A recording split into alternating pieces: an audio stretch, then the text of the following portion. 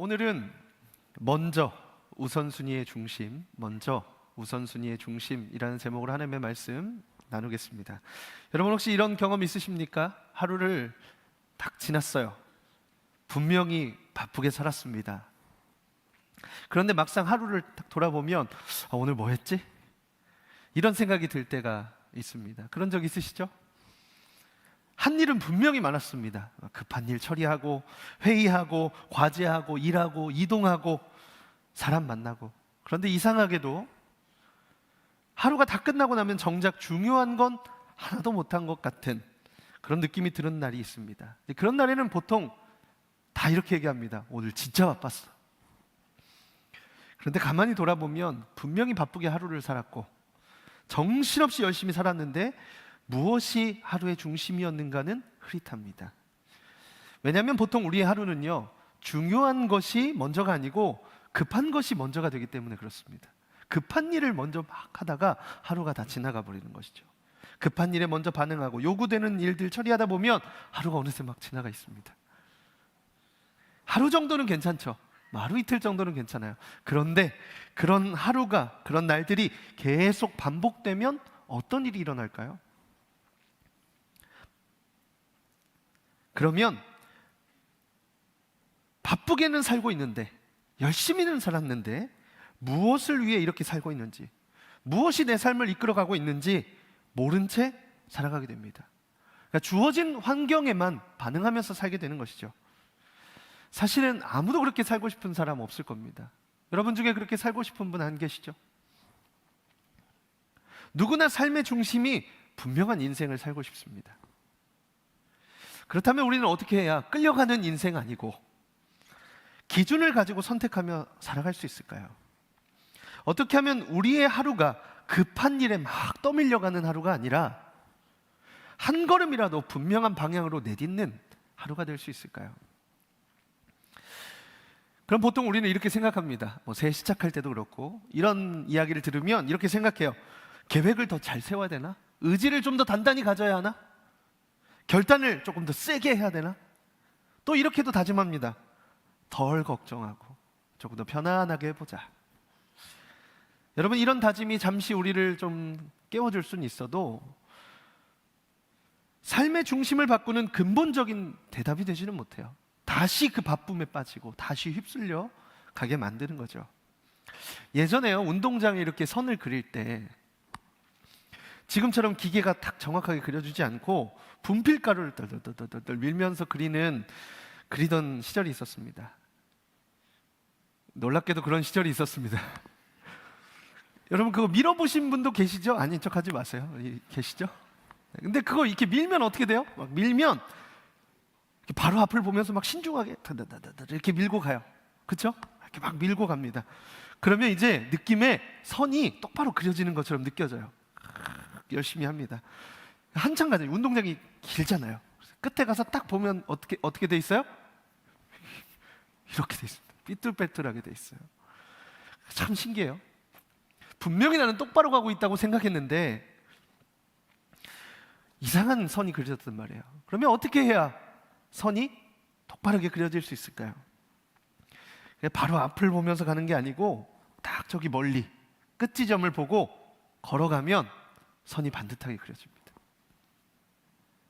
우리 삶도 그래요. 그러니까 당장 눈앞에 놓인 급한 일, 당장 해결해야 한 문제만 보며 살고, 그리고 그 순간순간 눈앞에 목표만 막 쫓아가다 보면 그 순간에는 똑바로 가는 것처럼 느껴져요. 잘 가고 있는 것 같고, 끝나고 나면 쭉 똑바르게 될 것 같은데, 왜 그러냐면 이게 작은 성취도 있고 그리고 보람과 결과도 따라와요.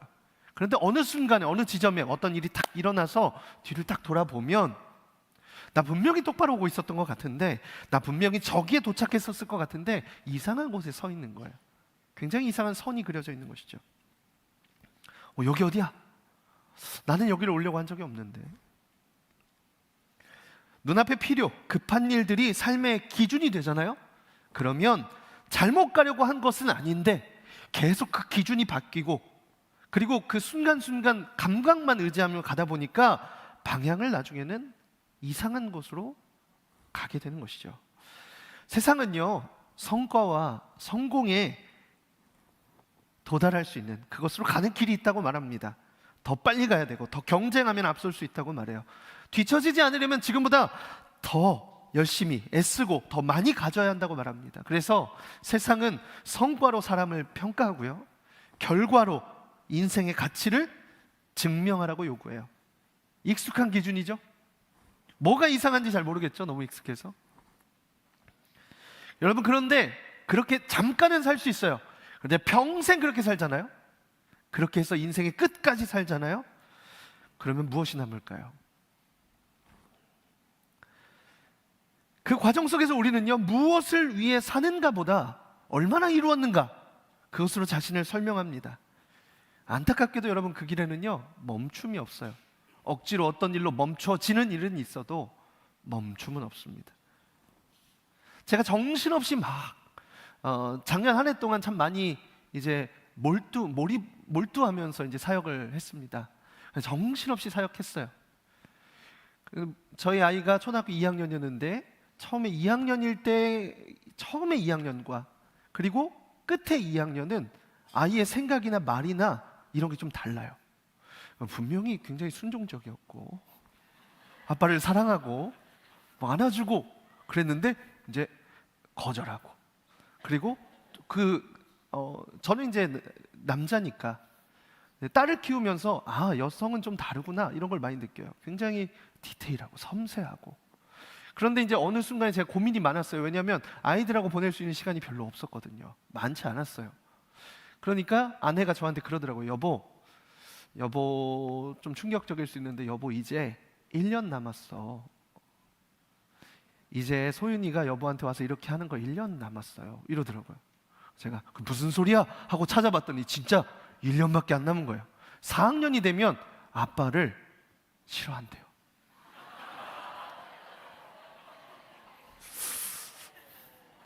그리고 나니까 아니 이렇게 열심히 살아서 나중에 뒤돌아봤는데 문 두드리는데 문 안 열어주고, 아직 아니에요. 그러지 마세요. 네. 그러면 안 되겠구나. 이게 우리의 인생과 똑같을 수는 없겠지만 여러분, 무언가 막 내가 몰두하는 일의 끝에 갔더니 나는 좋은 아빠인 줄 알았는데 아니라고 한다면 전 너무 충격적일 것 같은 거죠. 여러분의 삶과 인생도 나는 정말 열심히 살고 잘 살고 순간순간 막 몰두하고 무언가를 열심히 해서 가서 딱 뒤돌아봤더니 내가 원하는 지점이 아니에요. 여러분, 그렇게 인생의 끝에 살아서 무엇이 남을까?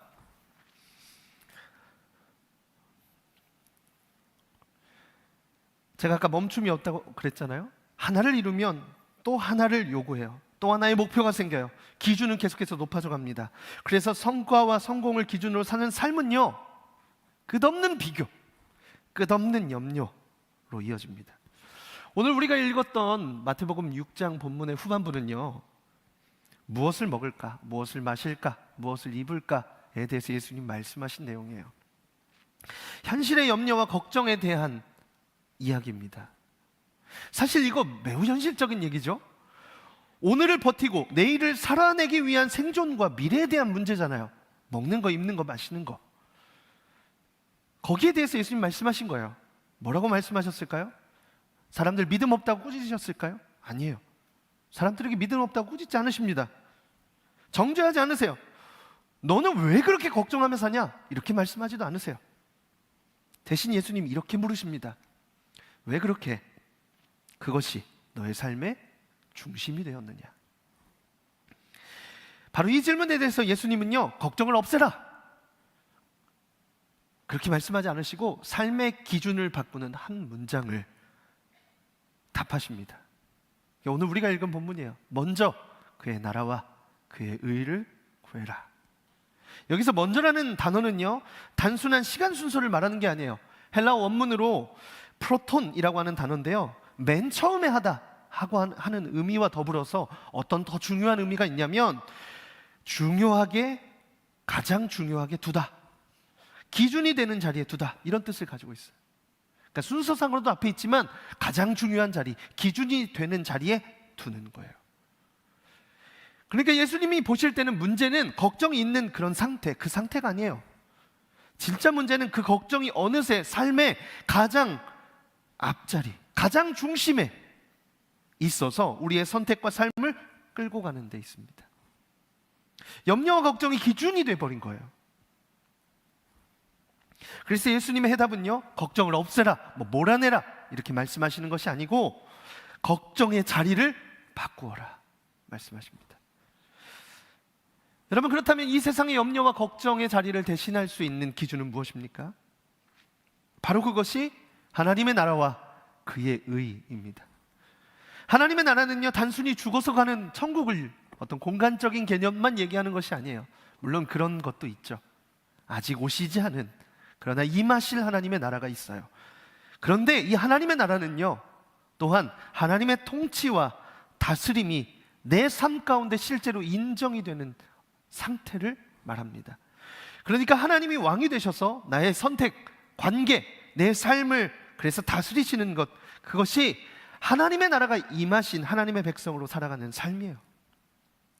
그리고 그의 의라는 것은요, 하나님의 뜻이 이 땅 가운데 바로 서고 하나님의 방식으로 우리의 삶이 회복되는 것을 뜻합니다. 그래서 정리하면 내 삶이 하나님의 통치 아래에 놓여서 그분의 뜻이 이루어지는 것을 가장 앞에, 가장 중심에 두라고 말씀하신 거예요.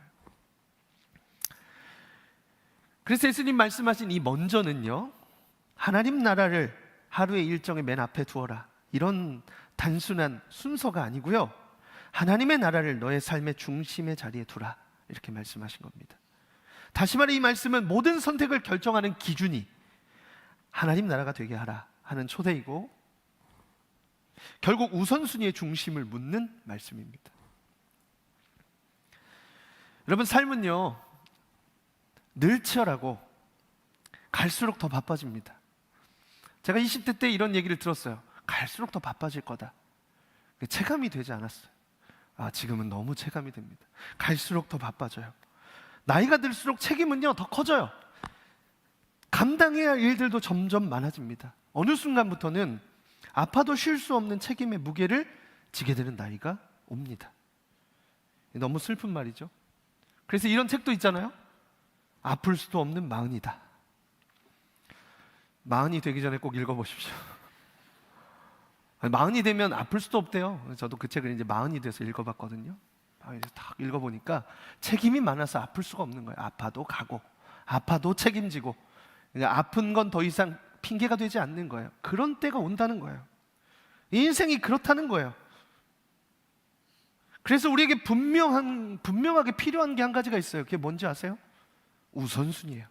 그렇게 바쁘고 그렇게 정신없고 쉴 수도 없고 때로는 너무 많은 무게감 가운데 결정을 올바르게 해야 될 거 아니에요. 다른 많은 것들에 흔들리지 않으려면 분명한 우선순위가 있어야 된다는 것이죠. 우선순위가 없으면 우리는 바쁨과 당장의 요구, 급한 일에 자연스럽게 휩쓸려서 살게 됩니다.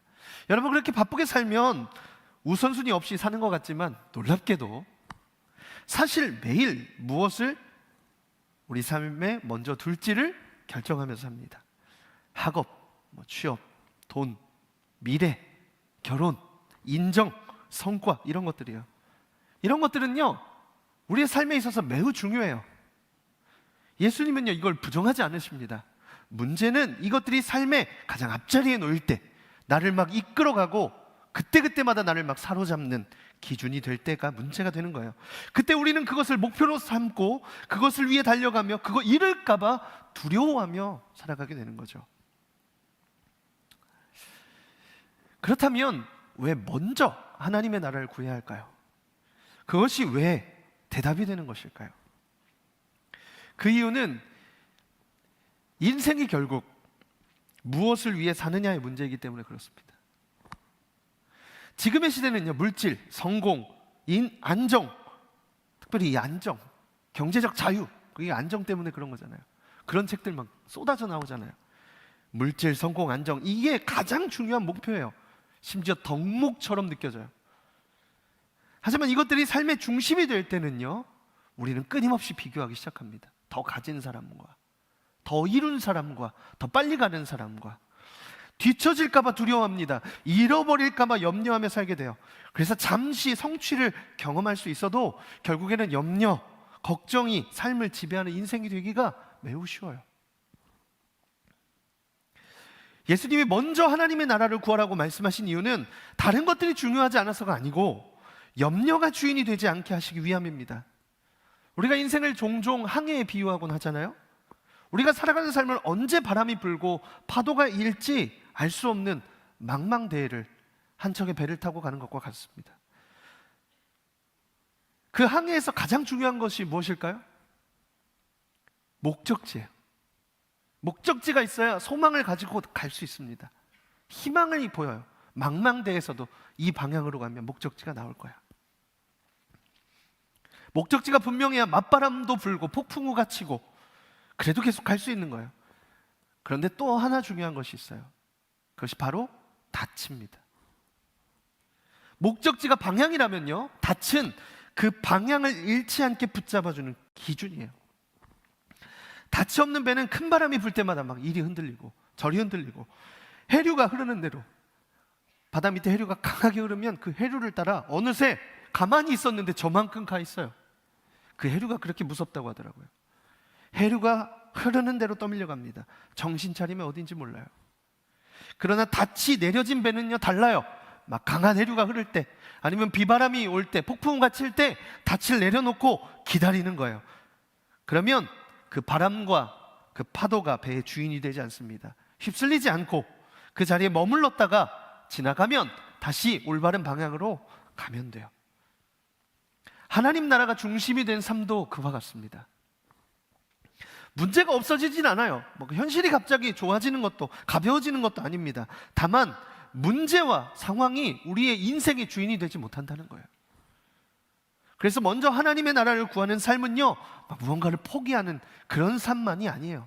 우리는 그렇게만 생각하잖아요. 그런 삶이 아니에요. 오히려 인생의 기준을 바로 세우는 삶이고, 무엇을 위해 살아야 할지를 바로 알게 되는, 분명해지는 삶입니다. 그렇다면 그 하나님의 나라와 의를 삶의 중심에 두면 어떤 일이 일어날까요?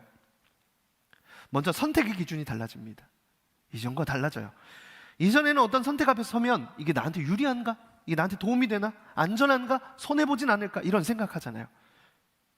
그런데 하나님의 나라를 중심에 두는 삶은요, 이런 질문이 먼저 떠오릅니다. 하나님 기뻐하시는가?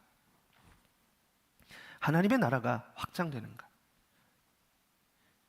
그렇다고 모든 선택이 쉬워지는 것은 아닙니다.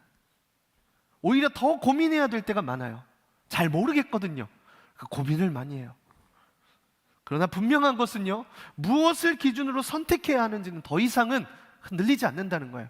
그래, 내 안에 하나님의 나라라는 이 기준으로, 하나님의 기뻐하심이라고 하는 기준으로, 하나님이 원하시지 않는 걸 선택하지 않겠다는 기준은 흔들리지 않는다는 것이죠. 또 하나 달라지는 것은요, 필요를 대하는 우리의 태도입니다. 우리의 인생은 필요가 있잖아요. 삶에는 하루에도 수많은 필요가 있습니다.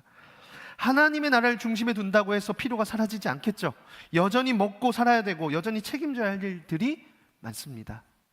그러나 그 필요가 더 이상 주인의 자리에 앉지 않게 돼요. 필요는 여전히 중요하지만 이제는 나를 끌고 가는 힘이 아니라 내가 다룰 수 있는 대상이 되는 거예요.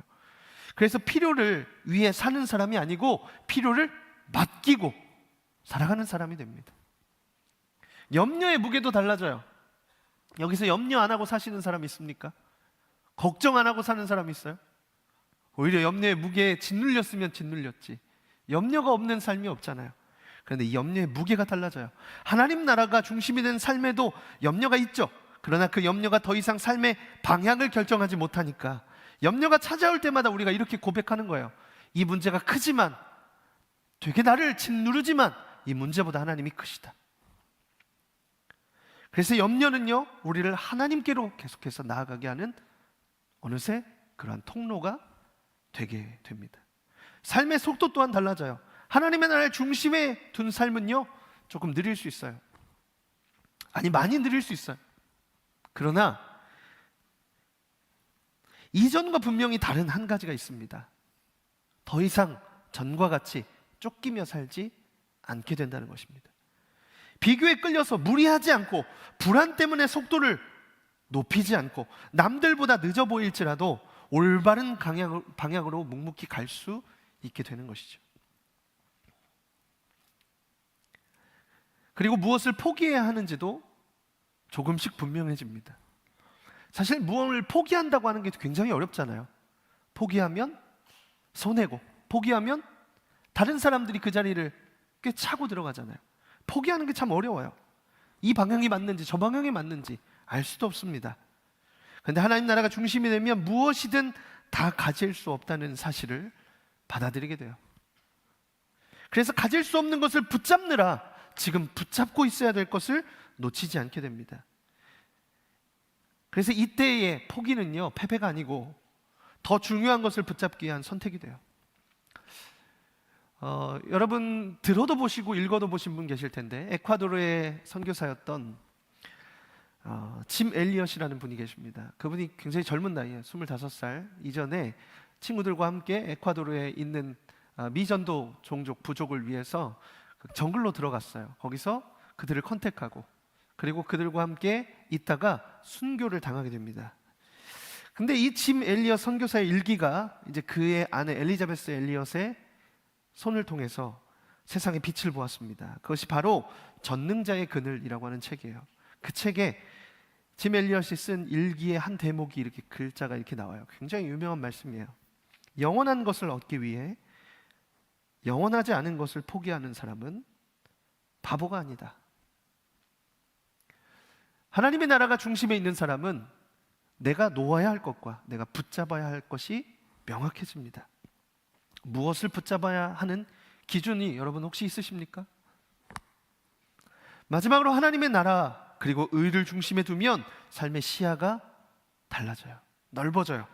하나님의 나라와 의를 구하는 삶은요, 내 인생만, 나만 잘 되는 이야기로 삶이 끝나지 않게 해요. 내 삶의 시간, 재정, 에너지가 하나님의 더 큰 이야기 안에 연결되어 있다는 감각을 가지고 삽니다. 그렇기 때문에 나만을 위해서 살아가는 세상에서 이제 이웃을 위해 삶을 나누기 시작하는 것입니다. 그런데 바로 이런 지점에서 우리는 자연스럽게 한 가지 질문에 서게 됩니다. 하나님의 나라와 의를 구하는 삶, 잘 알겠습니다. 그렇게 살면 참 좋겠습니다. 그런데 그렇게 살면 내 현실은 어떻게 됩니까? 먹고 사는 문제, 내일의 필요, 도대체 누가 책임집니까? 그에 대한 대답이요, 우리가 이미 읽은 본문에 나와 있습니다.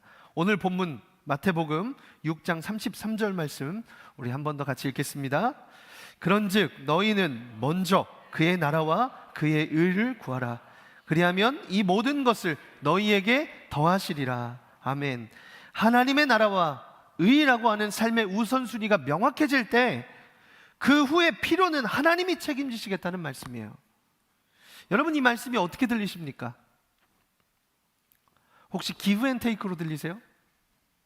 우리가 먼저 하나님의 나라를 위해서 일하고 그렇게 살면 그러면 책임져 줄게.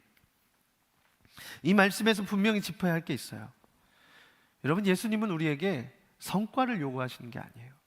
우리는 이미 그런 기준을 가지고 살고 있기 때문에 이런 말씀조차도 어쩌면 맡겨주신 사역을 잘해야 되고 주신 재정을 막 많이 드려야 하고 막 인생을 그렇게 다 살아내야 뭔가 주님이 그래 너는 작년보다 10명 늘어났으니까 너는 작년보다 나에게 100만 원을 더 냈으니까 뭔가 그런 기준으로 무언가를 더 열심히 살아내야만 주님이 필요를 채우시겠다.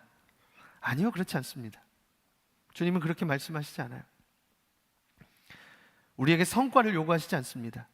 하나님의 나라와 그의 의를 얼마나 이루었는지 얼마나 증명했는지를 묻지 않으십니다. 이 말씀은요 성과에 대한 보상이 아니고요 하나님의 돌보심에 대한 약속이에요. 그래서 예수님의 말씀은 거래가 아닙니다.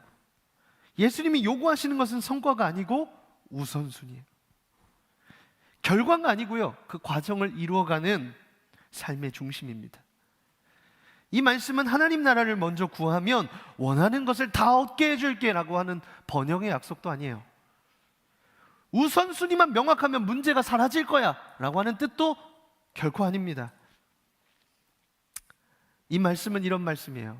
하나님의 나라와 의를 중심에 두는 사람은 더 이상 자기 인생의 최종 책임자가 자기 자신이 아니게 된다는 말씀입니다. 이제부터 너희는 너희의 모든 필요와 미래를 혼자 떠안고 살아가지 않아도 된다 하는 말씀입니다. 그래서 먼저 하나님 나라를 구하는 삶은요, 삶의 통제권을 하나님께 맡겨드리는 삶이고, 하나님께서 그 삶을 아버지로서 책임지시겠다는 약속 위에 자기의 인생을 올려놓는 선택입니다. 여러분의 삶의 주인은 누구십니까? 여러분의 마음의 우선순위는 무엇입니까?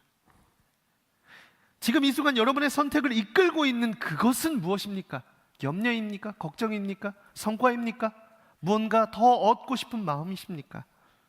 여러분의 염려를 키우고 여러분의 하루를 재촉하고 여러분의 마음을 가장 많이 차지하고 있는 그것이 무엇일까요? 우리는 하나님을 믿고 있다고 말하지만 그러나 여전히 인생의 중심에는 내 필요, 내 계획, 그리고 또 불안이 앉아있지는 않습니까? 오늘 예수님은 우리에게 더 잘하라고 말씀하지 않으세요. 더 많이 증명하라고 요구하지도 않으셨어요. 다만 이렇게 초대하십니다. 이제 너의 인생을, 그 중심을 나에게 내어주지 않겠니? 나에게 맡겨보지 않겠니? 그래서 오늘 우리의 결단은요, 무엇을 더 하겠다는, 무엇을 세상의 방식으로 막 쏟아내겠다는 그런 약속보다 누가 내 인생의 주인인가를 다시 고백하는 시간이 되어야 합니다. 주님, 내가 내 인생의 주인이 되려고 했던 자리를 내려놓겠습니다. 염려가 앉아있고 걱정이 자리를 차지하고 있는 그 자리에 하나님의 나라를 두겠습니다. 내 삶의 우선순위를 다시 하나님께 맡기겠습니다. 여러분, 이 결단이 오늘의 감정으로 끝나지 않았으면 좋겠고, 내일의 선택과 다가오는 삶의 자리에서 조금씩 그러나 분명하게 삶의 형태로 드러나기를 소망합니다. 여러분, 이렇게 주님께 마음을 드리실 분 계십니까?